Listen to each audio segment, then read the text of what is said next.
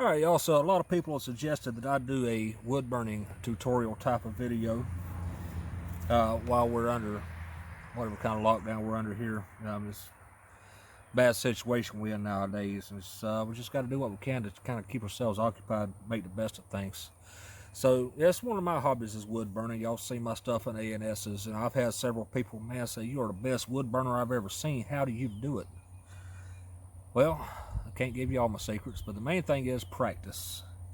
The wood burning tool I have in my hand here is the Walnut Hollow Creative Versa tool. It is the bare minimum entry level wood burning tool, and as you can get it at Walmart for about 15-16 bucks, something like that. Hobby Lobby about the same thing, and it comes with several tips that screw out and screw into the end. It's basically set up like a soldering iron, in which you have a plastic handle, and all this down here is metal. This gets hot. That's how the wood burning is accomplished. It does not have a variable temperature. It's just got one speed, one temperature. It's got one switch, off and on.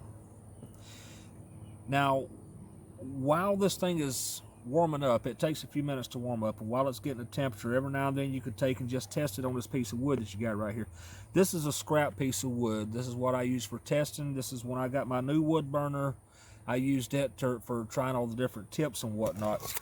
You can look and tell it gets a lot of work. It gets a lot of testing, and it gets a lot of just putting the tip to the wood and pulling back and forth and seeing what can happen whenever you do. Now, what we're going to look at right here is a few of the very basic techniques, and then we'll move on to a fun, friendly Easter project for maybe helping with the kids. So, the techniques that we're looking at, the main thing you've got to be able to do with a wood burner is burn a straight line, or a somewhat curved line, or just basically a line.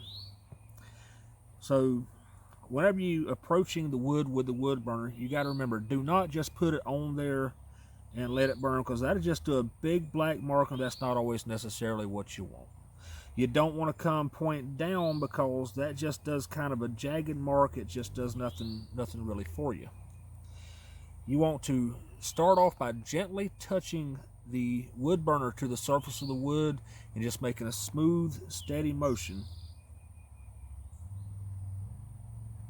pulling towards yourself if at all possible. Now, you notice right here, it didn't get quite as dark as it did down here. Sometimes it may take an extra pass or two with the burner. Remember, you always start off light, because you can't take away the burn. You can't take it away. You can add to it. You can make it darker all day long, but you can't take it away. You can make it dark. The other thing that you got to learn how to do with a wood burning tool is shading. If you notice this, I hope it's not going out of focus here. It's got a chisel shaped tip. There's a lot of flat surface area there that you can just kind of put it down and drag it back and forth, and it covers in a lot of area, and just it just makes a darker mark. It's not as dark as when you cut right here. You notice I do that, it does it deeper, but it does a nice shade, and the harder you press down, the darker it's going to get. The longer it takes to drag over a surface, the darker it's going to get. If I just press down and pull very slow, that's going to be about as black as you can get without actually setting your board on fire. Like I say, this is just a piece of wood that I had laying around for a test, and I got it at Walmart, I think, for $1. You see the plastic tab on that. If you ever do an ANS entry on one of these pieces of wood, remove the plastic tab. Our judges will mark off for that. But once your burner gets up to a temperature, kind of come at it nice and straight, keeping it at an angle. Notice the angle of the tip, keeping it at an angle, and just make a few straight lines. Practice, just like drawing, just like writing, just like fighting, anything. Practice those lines here. You can get a lot of interesting textures. You can get a lot of patterns and things like that with just these simple lines like this. Once you practice lines, come back in and try a little shading.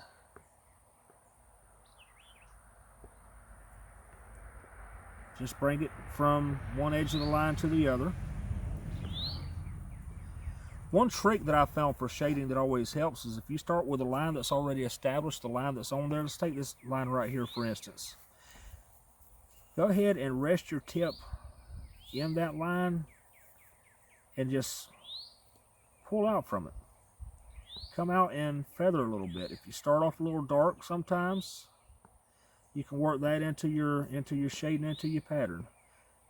Anytime you can go from dark to light, that just gives us what they call a gradient, and it's basically have an effect of just your shading fading out. There's all kinds of other different techniques that you can use and all kinds of things to learn. I encourage you to look on YouTube or look on other people's crafting tutorials and stuff like that for different techniques. I've been doing this for, I don't know, several years myself, and there's still a lot of stuff that I pick up from different things on YouTube. Now, what I have here is an Easter egg. Dollar Tree sold these a while back, and I sat down and I sketched a little bunny face into it, and y'all know me, I might come up with a pun every now and then, or I don't know if I'm upside down or not. It says Happy Easter. Well, we're going to sit down and we're going to wood burn this little Easter bunny, and we're going to wood burn the Happy Easter. And like I said, it all starts off by just making your lines and always pulling towards you.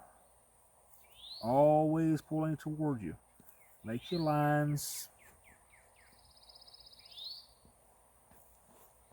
And that's where it all begins. That's where wood burning is basically you're cutting lines into wood with a hot tip.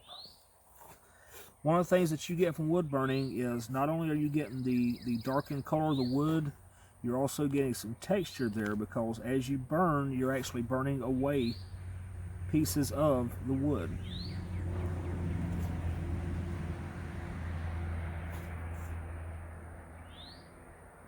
Now, I'm going to be working with some video processing software that I downloaded, probably to see how this goes, and most likely what I'm going to wind up doing is speeding up through a lot of this, because just watching me do all these lines just a little bit at a time can get kind of dull and boring, I'm sure. Of course, some of you may find it soothing. If you do, hey, comment, let me know. I may do another one. Right now, I got looking at Walmart for basically tripods and stuff to work with my phone, and looking online just so that I can hold this camera above my crafting table here to take a decent video. What I wound up going with is, if you can believe it, it is a selfie stick zip tied to my vacuum cleaner.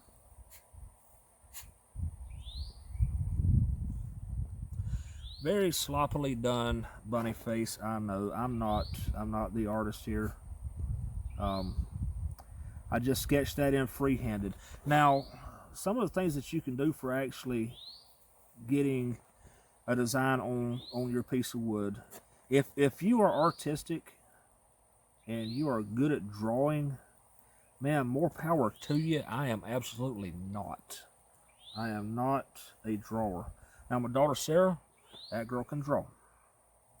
She loves drawing her people figures, her characters.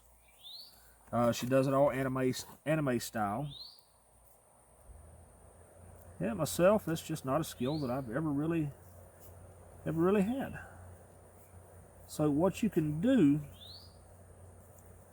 is go online, do a Google search for line art, and then whatever it is you're looking for that you want to find to wood burn.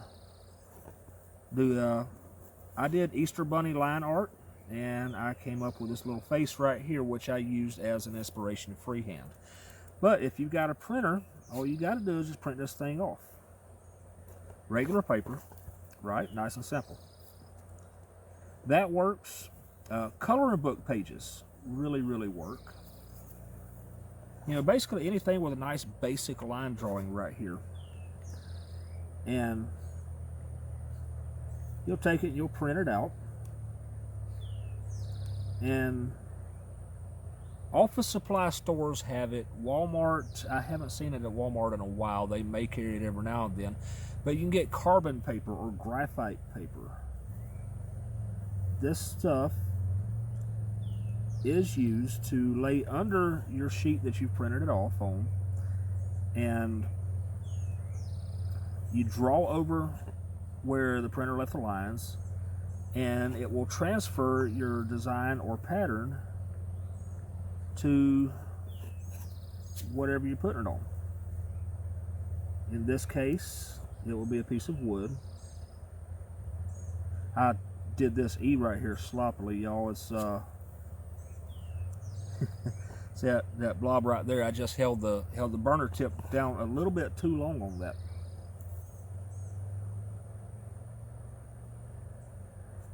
But you can use graphite paper or carbon paper just to transfer your drawing to the piece of wood. That's what I do a lot of times. Sometimes you can just freehand it. Some people use a projector. Some people have this technique where they will actually print the picture onto a piece of wax paper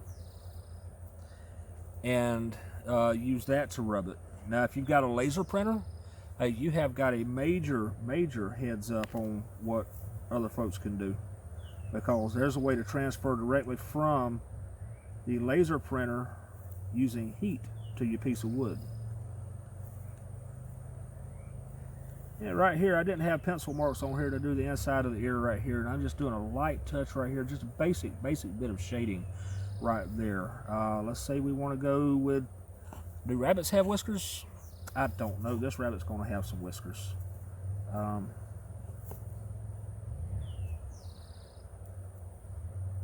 Just little small light touch lines like that. I think he looks kind of like a confused cat now.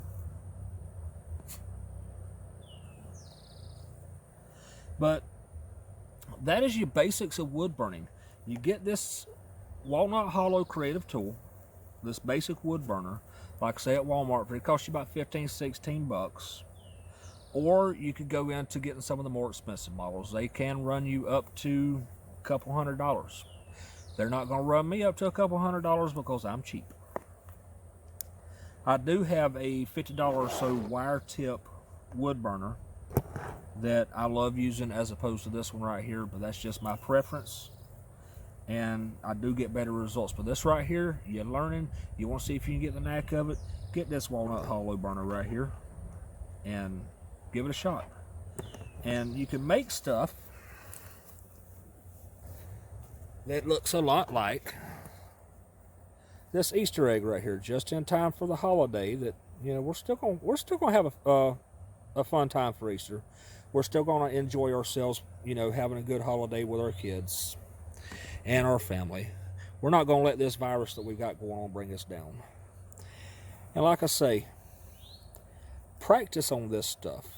You can look right here and see where I've done hatching for fur. This can be scales, long hair, just different kinds of shading, you know, using different pressures and different temperatures and stuff. And so play with it, have fun. Let me know what you think of this video. If I did bad on the video, tell me I did bad, please. I don't want to be putting out bad videos. If I did good, tell me I did good. That's all I've got for now. So thank you for your time and have fun burning.